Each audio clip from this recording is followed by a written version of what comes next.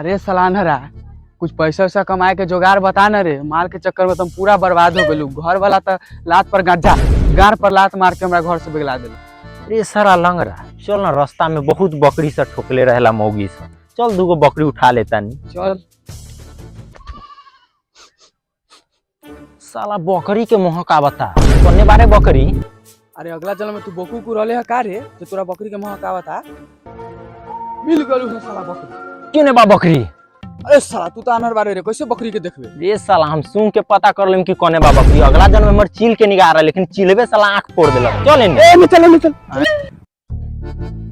अच्छा साला से जाता बकरी चरावे जाले भैया के कोई।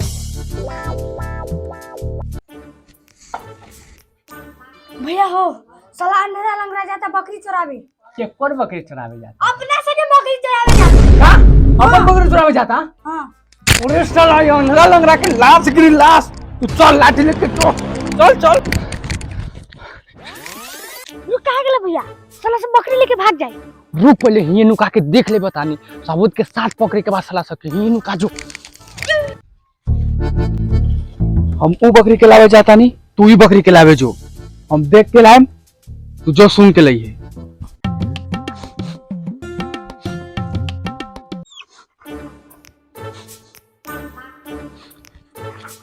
मिल गए साला बकरी, बड़ा मोट मारे बा। आहा चल साला। इस साला कथी लावता रे बा? लंगड़ा रे साला, लंगड़ा कोने बारे रे? लंगड़ा कोने हाथे लंगड़ा। अरे इस साला काले ले रे। अरे साला बड़ा मोट माल बा। अरे 20 किलो से कम तो ना होई। इतना में तो तू छोड़ी के लेके पक्का भाग जेबे। अरे साला ई काले ले रे। ई का बकरी है? नहीं खे। का है ई साला कुत्ता बा। अरे बाप रे भाई, कुत्ता बा। बाप रे बा। कहला मार लिया रे साला। नन के गार ले जो बकरी लेके आ। हाँ बोलक कुछ तो बोलक। ई कथी बा? हाँ धरा गेलक। चल सार के हो गेलक। ये मेरी तो लंगड़ा पूरा खुशी हो जाए। खुशी के मारे साला फूल के फटाक हो जाए। लंगड़ा रे लंगड़ा अब रे ई देख लियो। अरे साला ई काले रे नन के गार का देख के कोर में खत्म हो जाए। छोड़ दी एकरा। जो रख के। अच्छा भाग। अरे साला तू जॉब जाता रे तो कुछो ना कुछो गलत चीज उठा के ले ही आवता रे। चल साला हमरा जोरे हम लेके आवता नहीं। चल चल लंगड़ा चल। आई तो ले ही के आवता। तू साला ना रख के अंदर। कोने बा बकरी? अरे हेने बा हेने। अच्छा हेने बा हेने।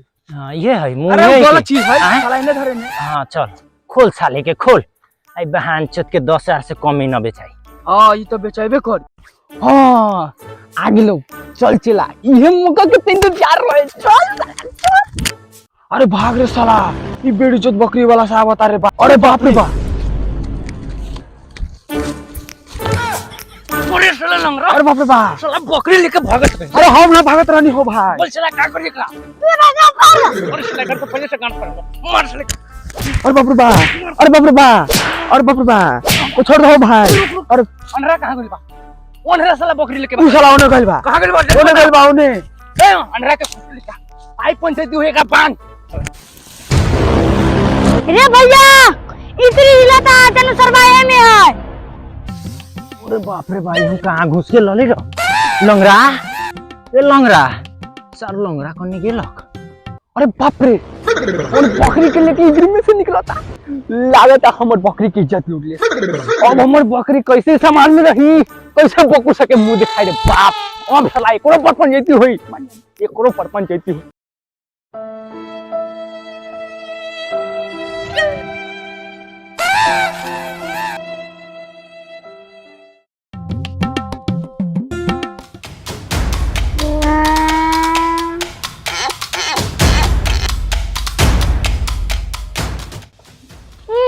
मुखिया जी आओ बैठो बैठो।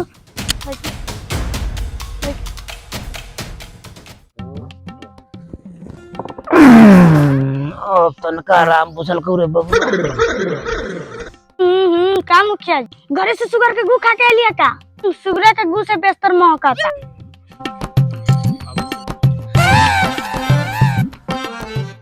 का मुखिया जी कैसे पतला के पूरा कुर्सी फाड़ दिया।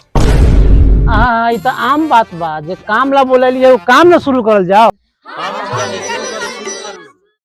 हाँ हाँ गोपाल भाई बताबा तो साथ का भइल बा। ना मुखिया जी हमरा साथे कुछो न भइल बा, हमर बकरी के साथे बहुत कुछ भइल बा, ना इंसाफी भइल बा, हमरा के इंसाफ चाहिए इंसाफ। कथी भइल बा? ई साला लंगड़ा और ई साला अंधरा हमरा बकरी के साथे मिलके दोनों के दोनों गलत काम कइले बा। मुखिया जी ई अंधरा और ऊ साला लंगड़ा हमर बकरी के बोतू समाज में मुंह देखावे लायक न छोड़लक हो। अब के बोतू हमर जवान बकरी से शादी करी, ई बात के रहुआ इंसाफ करी मुखिया जी, इंसाफ करी। मुखिया जी ये तो बड़ी खतरनाक मामला बा। कारे साला अनहरा तू बकरी के साथ का कइले बारे? मुखिया जी हम मानी अपना खानदान में सबसे शरीफ लड़का, लेकिन इस सरवा के कारण एकरा माल के लेके भागे के बा, एकरे कारण हम गेल रहनी ना चोरी करे।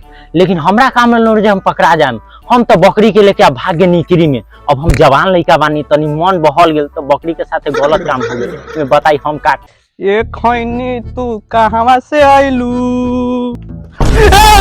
देखा तानी मुखिया जी सलाह के दोगला का भइल रे? ई पंचायती के गाड़ मारू, पहले हमार पंचायती करू। ई सलाह हम यहाँ बैठल रहे तो गाड़ में चुटी काट लेलक। चुप साला, कथी के लगन आ कथी के बियाह करत रे सरवा? संजय बैठ, से छत्ता देखा तारे गार में घुसा के सीधे खोल दे। मुखिया जी ई सलाह से के बात छोड़ू, कुत्ते लाइबा अपने अपने में लड़ कट के मर जाई। हमर बात के पहले फैसला करू, जे बात के पंचायती होय लायल बा। मुखिया जी हमरा दिमाग में तो एक बात आयल बा, इस साला अनहरा के ऐसे कोई बेटी न, इस साला के बकरिये से बियाह करा दी, बकरियों के घर बस जाए। हाँ हाँ ये सही बोलत तारक, इस सरवा के बकरिये से बियाह करा देता है। मुखिया जी हमरा को बात न समझ में आ रहा था, इस सरवा के आदमी के बच्चा है कि बकरी के? हाँ तो मुखिया जी अब हमरा रुआ फाइनल डिसीजन सुना दू। डिसीजन का करे के बा? इस सरवा लंगड़ा 20,000 रुपया जुर्माना भरी, वही 20,000 से अनहरा के आई बकरी के दोनों के बियाह हुई।